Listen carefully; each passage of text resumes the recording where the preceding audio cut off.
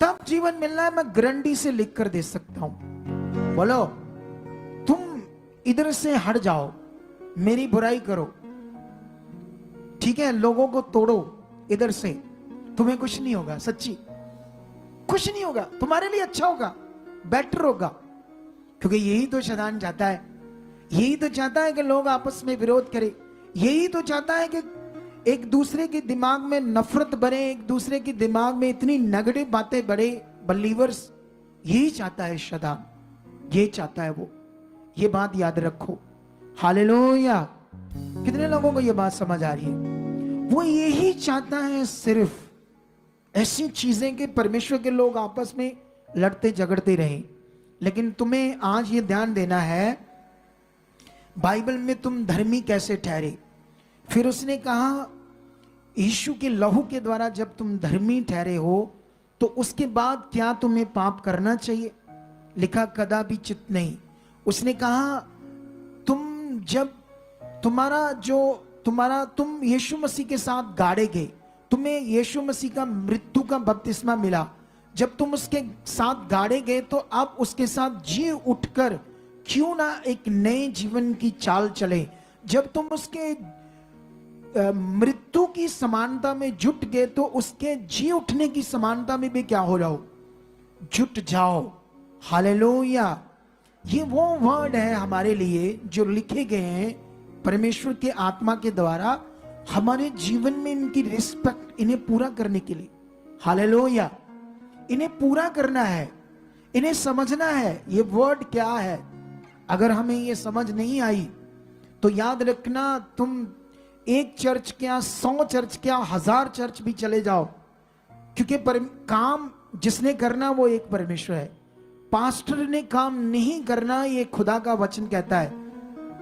Pastor जब prayer करता है तो खुदा काम करता है।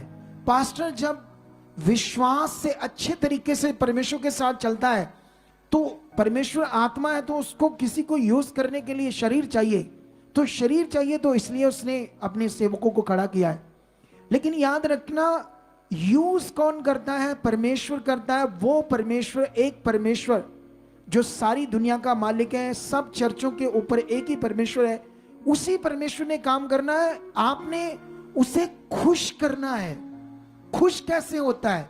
क्या आप यहां से टूटो या लोगों को नेगेटिव करो, तोड़ो, वहां चल जाओ, यहां चल जाओ, वहां बड़ा अच्छा है, ऐसा करो? क्या ये खुदा की ओर से है? ये उसको खुश करने की बात है? बिल्कुल भी नहीं, बिल्कुल भी। यही वो शैतानी चीज है, यही वो शैतान का मन है जो वो चाहता है हर बिलीवर्स के अंदर आए। हालेलुया। हमारी मिनिस्ट्री में बहुत सारा वर्क किया जा रहा है लोगों पर, रूहों को बचाने के लिए। हमने देखा इस मिनिस्ट्री में जो रूहों की लोगों के ऊपर शुद्धि लेने का काम है, इससे बढ़कर किसी मिनिस्ट्री में नहीं हो सकता। लेकिन फिर भी इस चीज की वैल्यू लोगों के अंदर नहीं है। उसका कारण है नेगेटिविटी। नेगेटिविटी नहीं चाहती, लेकिन हम प्रेयर में, खुदा हमारे साथ है। एक दिन देखना परमेश्वर इसको कितना बढ़ाएगा। हालेलुया। लोगों के अंदर इस चीज की वैल्यू नहीं है कि एक दुनिया में मिनिस्ट्री है। यहां पर अभी देखो क्या हुआ, मैं बताना चाहता हूं। बहुत पुरानी बात है, जब मैं अपने घर में संगति करता था, कुछ लोग हमारे घर में आते थे, ठीक है। उनमें से एक परिवार था जो बड़े हालातों में था। तो हालातों में था, तो उसके बाद उनके हालात दूर हो गए, क्योंकि परमेश्वर से दूर होने जब हम सही सिखाएंगे, उन्होंने जब सही सीखा परमेश्वर के साथ चलना, तो उसके बाद उनकी वो प्रॉब्लम चलेगी। उनको एक बच्चा भी चाहिए था, बेटा वो भी मिल गया, बहुत सारे काम हुए। लेकिन उसके बाद आई डोंट नो, पता नहीं क्यों, वो सब कुछ तो उनके साथ अच्छा था, लेकिन छोड़कर पता नहीं किस मिनिस्ट्री में चले गए, हमें पता नहीं। लेकिन उसके बाद कल वो आ गए मेरे घर, मुझे मैसेज मिला, अंदर मैं प्रेयर में था। मैंने कहा अच्छा, ऐसे कौन लोग हैं जो मेरे सीधे घर में आ गए, ना पूछा ना टाइम लिया, ठीक है। लेकिन फिर भी मैं ना थोड़ा उनसे मिला। सोच कर देखो, इसकी कोई वैल्यू नहीं है। कभी ऐसे हो सकता है किसी मिनिस्ट्री में? चाहे मैंने 5 मिनट बाहर निकलकर उन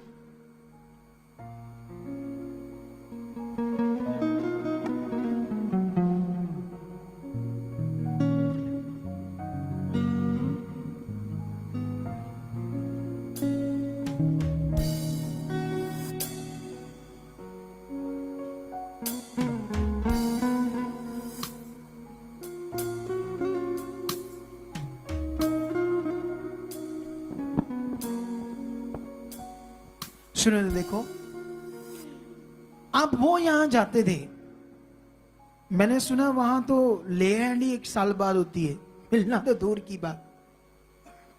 बोलो, अब जब ले हैंड ही 1 साल बाद नंबर आता है तो मिलना तो दूर की बात। वहां फिर मैं उनसे मिला, थोड़ा प्रेयर कर दी मैंने। क्या ये वैल्यूएबल नहीं है? बोलो, मुझे क्या करना चाहिए था? मिलना ही नहीं चाहिए था, क्योंकि वो तो आते नहीं, ठोकर मार के थे हमारी मिनिस्ट्री को, है ना। लेकिन ये बात याद रखो आप लोग, तुम्हें बढ़ना है आत्मिकता में। एक ही चीज तुम्हारी जिंदगी को बेटर बनाएगी, वो है आत्मिकता। अच्छा मुझे ये बताओ, यीशु मसीह की जो कुर्बानी हुई तुम्हें आत्मिक बनाने के लिए हुई या शरीर की रहो? अरे जब उसकी कुर्बानी आपके आत्मिक बनाने की हुई है, ये कब तुम आत्मिक बन सकते हो? ध्यान देकर, फोकस बनाकर, सुनकर, पश्चाताप करके, रिपेंट करके, ध्यान देकर, कहां मुझसे गलती हुई, कहां मैंने गलत किया है, कहां मैंने गड़बड़ की है। अच्छा ये बात तो गलत थी, ये तो मैंने गलत किया। जब तुम ये करोगे, रिपेंट करोगे, उस बातों के लिए पश्चाताप करोगे, तभी तुम आत्मिक बन सकते हो, वरना कभी भी बन नहीं सकते हो। हालेलुया। कितने लोगों को ये बात समझ आ रही है? आइए मैं वचन में तुम्हें और आगे लेकर जाता हूं। तुम्हें बाइबल के जितने लिखे हुए वचन है उन्हें समझकर परमेश्वर के साथ चलना है। और जो हमारा जीवन है, इस जीवन से हमने किसको खुश करना है? खुदा को। अगर तुम इब्रानियां पढ़ोगे तो वहां पर लिखा होगा हिनोक के बारे में। वहां पर लिखा है कि जो हनोक था उसको परमेश्वर ने उठा लिया जिंदा, ताकि वो मौत को ना देखे, क्योंकि उसके बारे में ये गवाही दी गई थी कि उसने परमेश्वर को क्या किया? खुश किया। हनोक जिंदा उठा क्यों लिया गया था? उसने क्यों मौत को, तकलीफ को नहीं देखा? क्योंकि उसने किसको खुश किया था? परमेश्वर को खुश किया था। तो हमें यह समझना है, हम परमेश्वर को खुश कर रहे हैं या नहीं कर रहे? क्या हमारी जिंदगी में वचन पूरा हो रहा है या नहीं हो रहा है? क्या हम जो खुदा चाहता है वो कर रहे हैं या नहीं कर रहे? जो खुदा ने कहा वो करना है या नहीं करना? जब हम चुनेंगे तो जो खुदा ने कहा वो करना है ना, तो जो उसने कहा है वो हमारे लिए जीवन है। अगर उसने जो कहा हमारे जीवन में नहीं पूरा रहा तो वो फिर हमारे लिए जीवन नहीं है। लेकिन इसके लिए मैं तुम्हें आज एक बड़ी चीज को समझाना चाहता हूं। वो चीज है, जब कोई बड़ा व्यक्ति, चाहे वो सेलिब्रिटी कोई एक्टर हो, चाहे वो क्रिकेटर हो, चाहे कोई बड़ा बाबा हो, चाहे यीशु मसीह में चलने वाला एक बड़ा सेवक हो। आप जानते हो, कोई जब बड़ा सेवक या बड़ा कोई व्यक्ति होता है, अगर कोई वो बात करें तो बहुत सारे लोग उससे मानते हैं। चाहे उसके कपड़ों का तरीका, चाहे उसने कोई खाने की चीज पर बात की हो, ऐड की हो, चाहे उसने कोई पीने की या ड्रिंक वगैरह की बात की हो, तो बहुत सारे लोगों पर उस व्यक्ति का क्या होता है? असर, क्योंकि वो बड़ा व्यक्ति होता है। सुनो ध्यान, ये बात बड़ी इंपॉर्टेंट है। मुझे याद है, मैं क्रिकेटर का बड़ा फैन होता था, क्रिकेट गेम का। ये बहुत पुरानी बात है, 24-25 साल पुरानी। मैं बड़ा 25-27 साल पुरानी बात होगी, जब मैं क्रिकेट गेम का बड़ा फैन था। मैं बड़े मैच देखता था। मुझे याद है, मैं अपनी इंडिया टीम का भी बड़ा फैन था। उन दिनों में बहुत चर्चा में होते थे सचिन तेंदुलकर। मुझे याद है 22-23 साल पहले की बात है, एक बार सचिन तेंदुलकर ने क्या किया, शराब की एड के 30 लाख रुपए नहीं लिए। हालेलुया। कितने लोगों को बात समझ आ रही है? मुझे याद है उन दिनों की, 22-23 साल पहले, उन दिनों में बाकी जितने भी क्रिकेटर थे उन्होंने एड दी, एक शराब की एड। लेकिन सचिन तेंदुलकर ने क्या किया, उस एड का 30 लाख 22-23 साल पहले, आज कितना होगा वो सोचो। आज वही एड उसने देनी हो तो उसको 5 करोड़ भी मिल जाएगा, लेकिन उसने नहीं लिए। उसकी खबरों में फोटो आई इसलिए क्योंकि वो नहीं चाहता था कि मेरी एड से लोग प्रभावित होकर नशे में चले जाएं। तो उसका दिमाग अच्छा था, दिल अच्छा था, लालच नहीं था। लेकिन आप थोड़े 1-2 महीनों में मैं उसकी एक एड देख रहा हूं।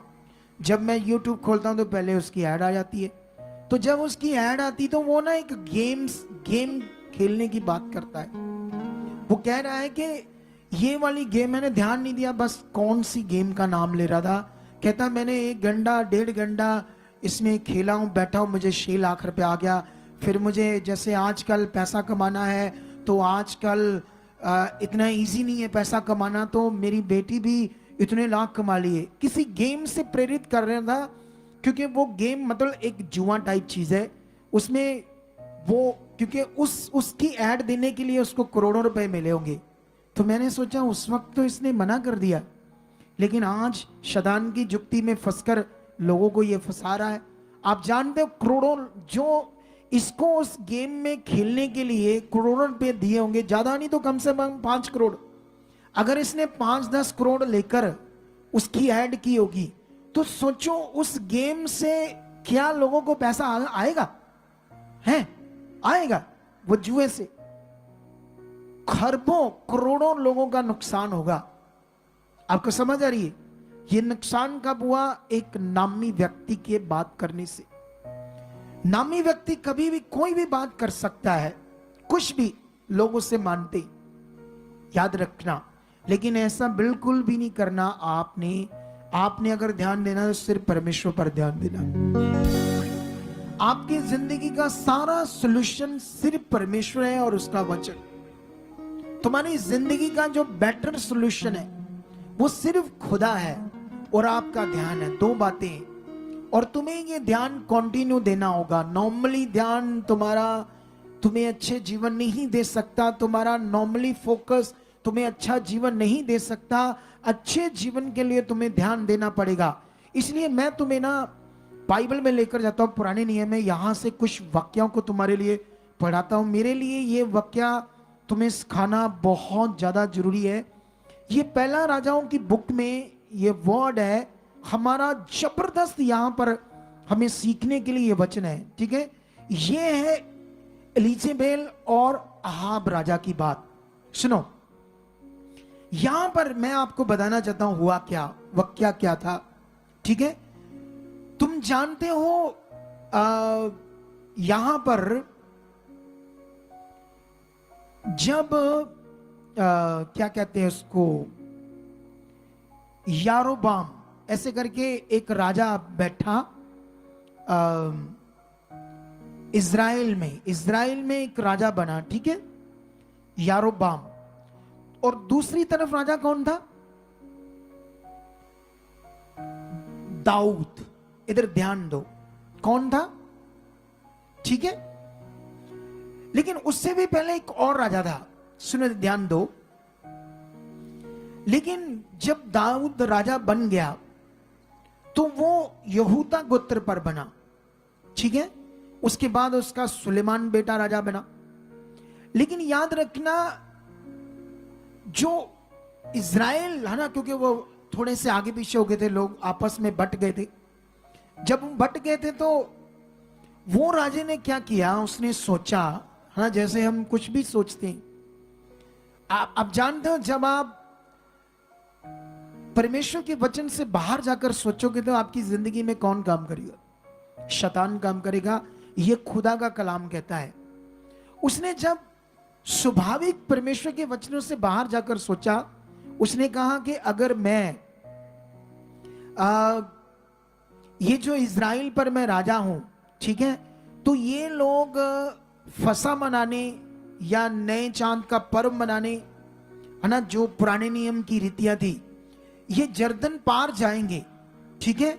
तो ये लोग धीरे धीरे उनका जो उनके कुल के ऊपर जो राजा है दाऊद, ये उसकी और मन फिरा लेंगे। तो क्यों ना मैं कुछ ऐसा करूं ताकि ये उनसे क्या हो जाए, अलग हो जाए, बोलो। तो उसने ऐसे सोचा, तो शदान ने जानते क्या किया, उसको पकड़ लिया। और जानते उस राजे ने क्या किया, मूर्तियां बनाई, बाल के मंदिर बनाए, था वो भी परमेश्वर का जन। लेकिन धीरे धीरे उसने उनको कहा कि तुम जर्दन पार जाकर, है ना, यहोवा के आगे बलिदान चढ़ाते तो तुम इधर चढ़ाओ। तो उसने धीरे धीरे, जब शैतान ने फिर वर्क किया, तो वो लोग उस राजा के कहने से बाल देवता और अश्तारोत चीजों के सामने जाकर अपनी बलिदान करने लगे, और शैतान ने भी बुद्धि क्या कर दी, बंद कर दी। हालेलुया।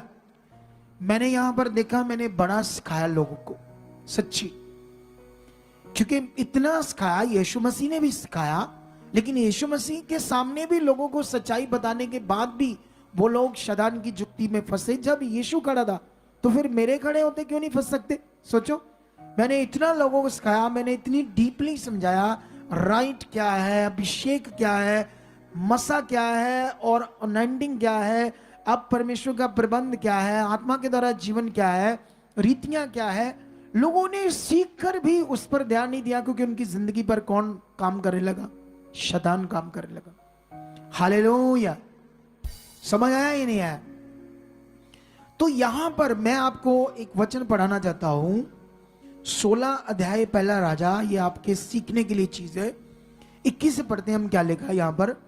तब इजरायली प्रजा 2 भागों में बट गई, और प्रजा के आधे लोग तो तिब्नी नामक गीतन के पुत्र को राजा बनाने के लिए उसी के पीछे हो लिए, और आधे ओमरी के पीछे हो लिए।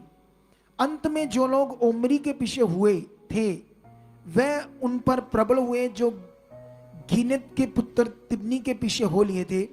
इसलिए तिब्नी मारा गया और ओमरी राजा बन गया। यहूदा के राजा आसा के 31वें वर्ष में ओमरी इज़राइल पर राज करने लगा, और 12 वर्ष तक राज करता रहा। उसने 6 वर्ष तिरसा में राज किया, और उसने शमेर से शोमरोन पहाड़ को 2 किकार चांदी में मोल लेकर उस पर एक नगर बसाया, और अपने बसाए हुए नगर का नाम पहाड़ के मालिक शमेर के नाम पर शोमरोन रखा। अभी थोड़ा सा और पढ़ते हैं, मैं आपको बताता हूं यहां पर क्या हुआ। ओमरी ने वह किया जो यहोवा की दृष्टि में बुरा था, वरन उन सबसे भी जो उससे पहले थे अधिक बुराई की। वह नबात के पुत्र यारोबाम की सी सब चाल चलाई। यारोबाम ने सबसे पहले स्टार्ट किया था ये काम, और उसके सब पापों के अनुसार जो उसने इज़राइल के करवाए थे, जिसके कारण इज़राइल के परमेश्वर यहोवा को उन्होंने अपनी व्यर्थ कर्मों से क्रोध दिलाया था। ओमरी के और काम जो उसने किए थे, और जो वीरता उसने दिखाई, ये सब क्या इज़राइल के राजाओं के इतिहास की पुस्तक में नहीं लिखा? ओमरी अपने पुरखाओं के संग सो गया, और शोमरोन में उसको मिट्टी दी गई। उसका पुत्र अहाब उसके स्थान पर राज करने लगा। हालेलुया। इधर ध्यान दो, अभी मैं बस आपको पॉइंट देने वाला हूं। यहूदा के राजा, है ना, 29 से पढ़ते हैं। यहूदा के राजा आसा के 38वें वर्ष में ओमरी का पुत्र अहाब इज़राइल पर राज करने लगा, और इज़राइल पर शोमरोन में 22 वर्ष तक राज करता रहा। और ओमरी के पुत्र अहाब ने उन सबसे अधिक जो उससे पहले राजा थे वह कर्म किए जो यहोवा की दृष्टि में बुरे थे। उसने तो नबात के पुत्र यारोबाम के पापों में चलना हल्की सी बात जानकर सदोनियों के राजा इतबाल की बेटी इजेबेल से विवाह करके बाल देवता की उपासना की और उसको दंडवत किया। उसने बाल का एक भवन शोमरोन में बनाकर उसमें बाल की एक वेदी बनाई, और अहाब ने एक अशेरा भी बनाया वरन उसने उन सब इजरायलियों राजाओं से बढ़कर जो उससे पहले थे इजराइल के परमेश्वर यहोवा को क्रोध दिलाने का काम किया। आपने सुना या नहीं सुना? हालेलुया। इधर ध्यान दो, क्योंकि आज जो नए लोग हैं उन्हें इतना समझ नहीं आएगा, लेकिन हम समझाएंगे उन्हें भी, ठीक है? क्योंकि यहां विषय क्या है, अगर हम देखें तो ये जो राजे बन रहे कौन है? ये परमेश्वर के लोग हैं। लेकिन ये जो लोग हैं परमेश्वर के, ये परमेश्वर की उपासना नहीं कर रहे। ये बाल देवता कौन था? शैतान। पुराने नियम में इसको बाल कहा जाता। बाल क्या चीज थी? एक मूर्ति थी, ठीक है, जिसका नाम बाल रखा था। शक्ल शुक्ल तो उनको पता नहीं थी उसकी क्या है क्या नहीं है। लेकिन ये लोग, ये इज़राइल का राजा जो अच्छी तरह से जानता था खुदा कौन है, परमेश्वर कौन है, जैसे आप जानते हो, जैसे आप भी जानते हो लव क्या है, प्रेम क्या है, आत्मिकता क्या है। लेकिन जानते हुए भी हम लोग क्या वचन पूरा कर पाते हैं? नहीं। क्यों? क्योंकि हमारा शरीर काम कर रहा है। हमारा शरीर काम कर रहा है। हम ऐसे तो नहीं काम करते जैसे इन्होंने किए, लेकिन हम भी कुछ कुछ चीजें ऐसी करते हैं जिससे हमारी जिंदगी में होली स्पिरिट शोकित होता है, हमारी जिंदगी से खुदा खुश नहीं होता, और जो प्रतिज्ञाएं जो हमारे लिए जीवन रखा है परमेश्वर ने बेस्ट, अच्छा, वो प्रकट नहीं होता, क्योंकि हमारा फोकस, ध्यान वैसा नहीं है जैसे होना चाहिए परमेश्वर के साथ। हालेलुया। कितने लोगों को समझ आ रही है? ये सीखो आप लोग, जीवन कैसे मिलना है, कैसे बेस्ट होना है, कैसे अच्छा होना है, ये सीखो। इसको ध्यान देने की जरूरत है। हालेलुया। अभी यहां पर अहाब, और अगर तुम अहाब और इज़ाबेल के बारे में देखोगे तो इन्होंने, ये नामी थे, राजा थे, सरकार थी उस समय की ये, और पूरा देश यहोवा के लोग थे, और पूरा देश इनके कारण पाप में चला गया। इनके कारण पूरा देश नेगेटिव चीजें करने लगा। आप जानते हो यहां पर भी हो सकता है कोई, किसी को आप जानते हो, आपके सामने कोई यहां कुछ हो, लेकिन हो सकता है एक दिन वो छोड़ दे मिनिस्ट्री, कोई भी छोड़ सकता है, लेकिन तुम्हें उसके कारण ठोकर खानी चाहिए? बोलो बोलो बोलो। तुम्हारा किसी इंसान से जीवन आना था या खुदा से आना था? किससे आना था? ये बड़ा विषय है आज। लोग आएंगे, जा भी सकते, तुम्हें ये नहीं देखना, क्योंकि नेगेटिविटी काम कर रही है। दुष्ट नहीं चाहता कोई इंसान अच्छा बने, वो नहीं चाहता कोई आत्मिक बने। शैतान नहीं चाहता कि तुम आत्मा के द्वारा चलो, तुम परमेश्वर की इच्छा में चलो। वो छोटी छोटी बातों में तुम्हें किसी के द्वारा नेगेटिव कर सकता है। तुम्हारे अभी कई बार हमारे सामने मैटर आता है, घर वालों से, दुष्ट परिवार के कुछ लोगों से नेगेटिव कर सकता है, तुम्हें यहाँ के किसी बिलीवर के द्वारा नेगेटिव कर सकता है। इसीलिए तुम्हें परमेश्वर के साथ चलना है। तुम्हें कभी भी कोई जब नेगेटिव करता है तो याद रखना वो उसका अपना मन नहीं है, अब वो गुलामी में दुष्ट की, तभी तुम्हें नेगेटिव करता है, तभी तुम्हें कुछ ऐसी बातें बता रहा है जो आत्मिक नहीं है। जो अच्छे दिल वाला, जो आत्मा के द्वारा चलने वाला है, वो तुम्हें कभी नेगेटिव नहीं करेगा, वो हमेशा तुम्हें अच्छी बात करेगा, क्योंकि उसके अंदर भय है, डर है खुदाबंद का। अगर उसके अंदर डर है परमेश्वर का, तो वो डर, क्योंकि अगर उसके अंदर डर बना हुआ है खुदा का, तो वो डर से हमेशा तुम्हें आत्मिक चीज बताएगा, तुम्हारा मन अच्छा करेगा, नेगेटिव नहीं करेगा। हालेलुया। इसीलिए तुम्हें ऐसे लोगों से क्या रहना है? दूर। बोलो, क्या रहना है ऐसे लोगों से? ऐसे लोगों से दूर रहना है जो तुम्हें नेगेटिव करते हैं, क्योंकि उनके नेगेटिविटी से तुम भी नेगेटिव हो जाओगे, तुम भी दुष्ट की जुक्ति में फंस जाओगे, और फिर तुम्हें अच्छी चीजें करने का मौका नहीं मिलेगा, क्योंकि शैतान तब तक तुम्हें अपनी गिरफ्त में ले लेगा, और उनके साथ मिलकर तुम भी क्या करोगे? हो सकता मेरी बुराई करो, हो सकता तुम मनुष्य की बुराई करो। तो ये आत्मिकता है? बोलो, आत्मिकता है? नहीं है ना? तो ये होता है, ये शैतान ऐसे चाहता है। अभी देखो पंजाब में क्या हो रहा है, इसके लिए कल एक जबरदस्त मुझे वीडियो डालनी है, क्योंकि अभी तो मुझे नए साल को कैसे बेटर बनाना ये तुम्हें सिखाना है, तुम्हें कैसे कुश्ती जीतनी उसके दांव पेच सिखाने हैं, कैसे तुम्हारे सिर के ऊपर मुकुट आए उसके लिए तुम्हें दांव पेच सिखाने हैं। अगर तुम ये सीख गए तो जीत तुम्हारी होगी। हालेलुया। तुम्हें डीपली वो पॉइंट तुम्हारे अंदर डालने हैं जिससे तुम्हारी जिंदगी बेस्ट होगी, अच्छी होगी। हालेलुया। कितने लोगों को समझ आ रही है? खुदा से होना है सब कुछ, परमेश्वर के साथ चलकर होना है। तुम्हें एक अगुआ दिया गया, तुम्हारे ऊपर एक खुदा ने अभिषिक्त दास ठहराया, तुम इसको सीख कर खुदा की इच्छा में चलो। ये मेन है, इसको फोकस बनाओ, इस पर ध्यान दो। कौन आया, कौन गया, कौन बोल रहा है, क्या बोल रहा है। हालेलुया। कितने लोग ध्यान दे रहे इस बातों पर? समझ आ रही कि नहीं आ रही आप लोगों को? आ रही है। ये सबसे मेन है, सबसे मेन विषय है। अभी एक और वचन पढ़ेंगे हम लोग। अभी मैं तुम्हें लेकर जाना चाहता हूं, वो सरकार इजेबेल, उन्होंने इतना देश में गड़बड़ कर दी और परमेश्वर के लोगों का जीवन इतना आगे पीछे कर दिया, आप सोच नहीं सकते। क्योंकि अब वो सबसे ऊपर है, राजा है, सब कुछ है, तो लोग तो उनकी बात मानेंगे ना। लेकिन यहां पर मैं तुम्हें 16 का ये पढ़ा चुका हूं, लेकिन मैं अब तुम्हें लेकर जाना चाहता हूं। आप जानते हो ना बाद में उनका हशर क्या हुआ था, इजेबेल और अहाब का। क्योंकि पूरे देश के लोगों को उन्होंने एक ऐसे ट्रैक पर ले आए जो परमेश्वर को उन्होंने इतना क्रोध दिलाया। ये बात याद रखो। लेकिन मैं तुम्हें एक सैमुअल की बुक से एक पॉइंट समझाना चाहता हूं आज, जो आपकी जिंदगी के लिए बहुत ज्यादा जरूरी है। यह है पहला सैमुअल। इसको पढ़ना बड़ा जरूरी है, अच्छे से सीखना बड़ा जरूरी है। पहला सैमुअल 18 अध्याय। आप जानते हो यहां पर क्या हुआ?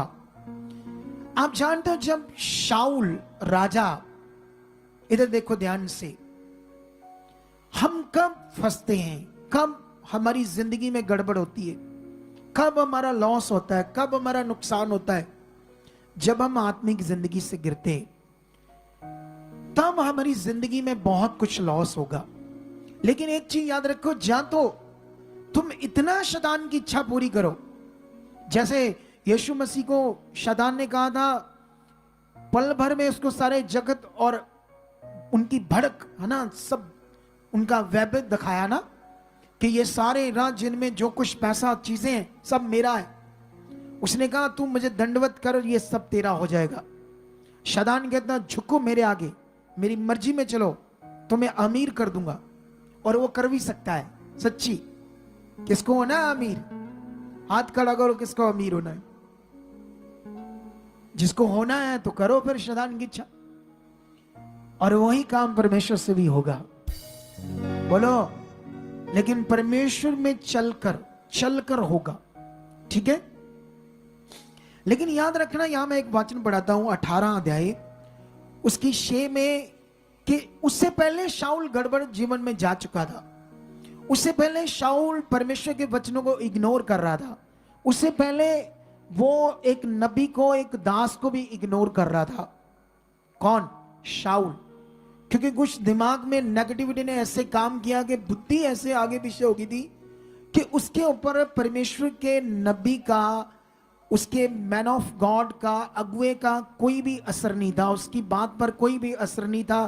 कुछ भी वो समझा रहा था, शाऊल की समझ से क्या हो रहा था? बाहर हो रहा था। जब दुष्ट आपकी जिंदगी में काम करेगा, मैं कुछ भी समझाऊंगा, उसका असर तुम्हारी जिंदगी के ऊपर नहीं होगा। जब वो काम करेगा, लिख कर रख लो, लिख कर।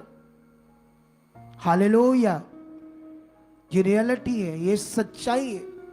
लेकिन 18 में ये ऐसे ही लिखा है जैसे मैं तुम्हें समझा रहा हूं, मैंने अपनी ओर से नहीं लिखा।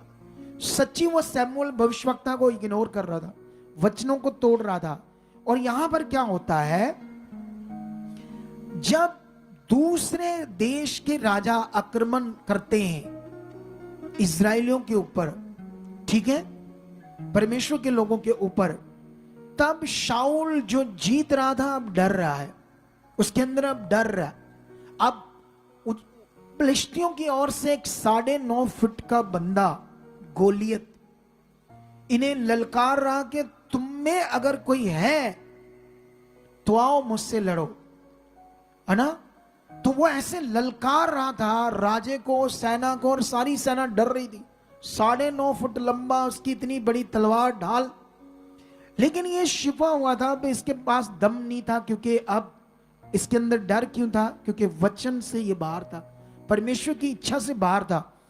तुम्हारे सामने भी हालात कब आएंगे, कब तुम्हारे अंदर डर काम करेगा, कब तुम हालात में नीचे गिरोगे और खड़े नहीं रह पाओगे, जब तुम भी वचन से बाहर होगे।